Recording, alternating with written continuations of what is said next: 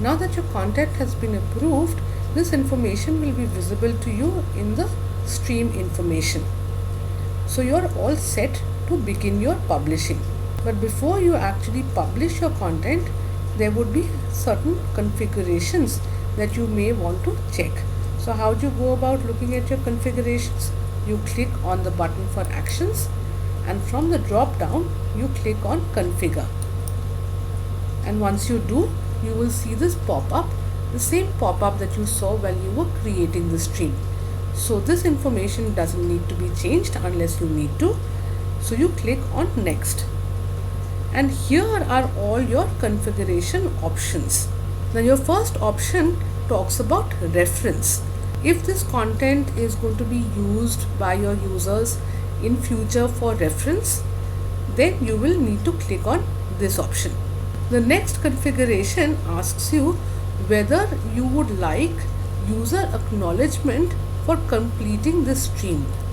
So in this case, what will happen is once the user has completed, they will have to click through so that the system recognizes that the user has completed the stream.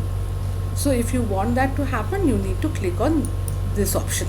Then you will see this when we talk about how to publish the stream, that you can actually set a date for when the stream starts to be seen by people or till when the stream will remain visible. So in that case, if the stream is going to go out for a finite period, you may want to alert the users when it's about to expire. So if you want that to happen, you need to click on this option. Then you may also want users to give you feedback for the stream that they've just completed. So in that case, if you click on this option which says request user feedback after completion, a little pop-up will appear asking people to rate the stream on a scale of 1 to 5. Then you may have a stream in which you have multiple sections and you want users to go through the sections in a particular sequence. You don't want them to jump from section to section without completing the cards in one section first. So when you choose the option lock sections till previous section is complete, what this means is that users will have to view all the cards in section 1 before they can go to the cards in section 2.